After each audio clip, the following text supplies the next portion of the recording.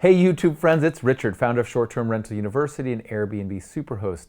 Today's video is the number one risk that I see for short-term rentals in 2019.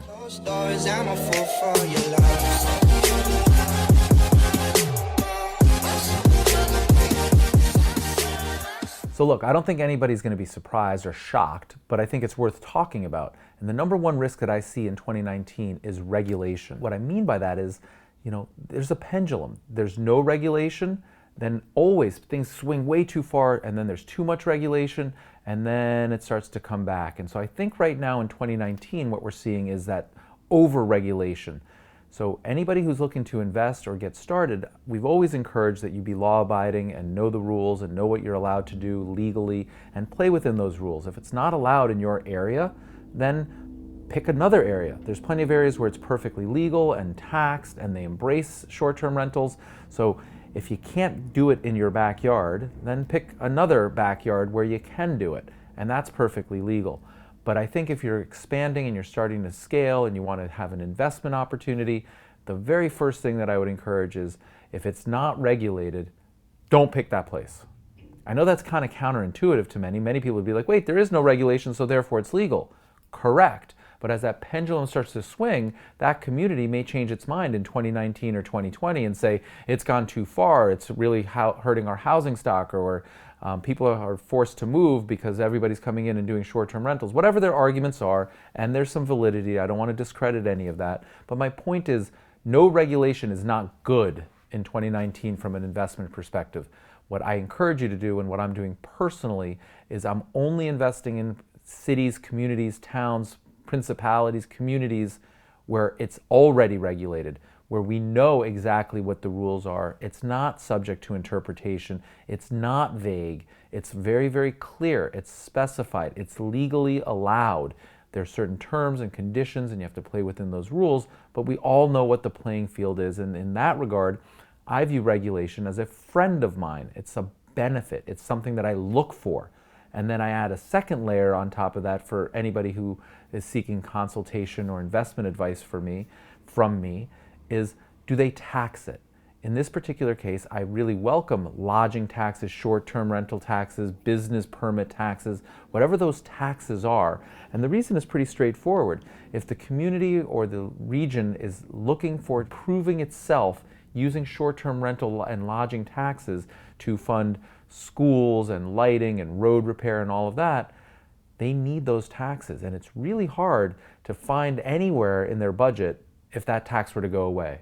So the 1-2 punch, the thing that I look for in investments in 2019 and beyond, is really clear regulation, and 2, ideally they're charging hosts like myself short-term rental taxes and permits and fees, because then I think that regulation is there to stay and it's not going to change around as the pendulum shifts. So one recent example, and it was just in the press, is about Santa Monica, and I think a lot of California areas are really critical of short-term rentals, and this applies in various countries too. It's not just the United States.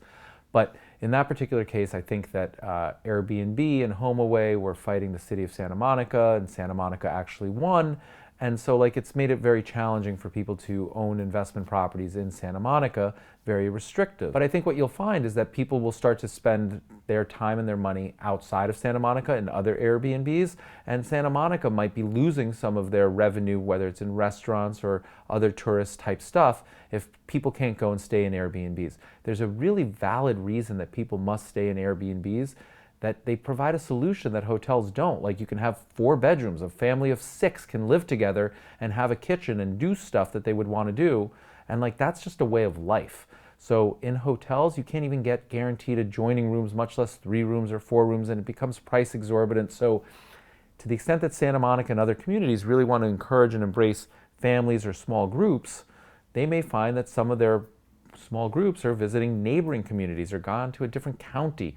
Now, it's kind of far-fetched, and you have to think broadly about this stuff, but that's how policies shift, is they make a line in the sand, they say we're not going to allow this, and then 5 years go by and they're like, wait a minute, how come that community is growing so quickly and we're not? What do we need to do? And then they change the pendulum again and they change the rules. But once they already have the rules in place, they're set, you're paying taxes on it. I think it's much more challenging, not impossible, but much more challenging to change those rules. And that's why I recommend you do what I prescribe.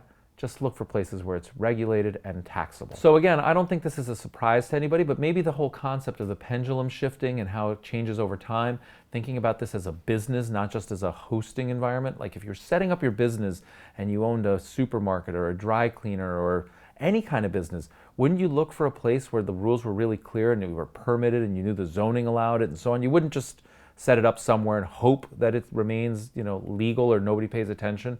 So don't treat your Airbnb hosting as something small. Treat it like a business, respect it, and if you can't do it in your backyard, like I said earlier, then find a legal place.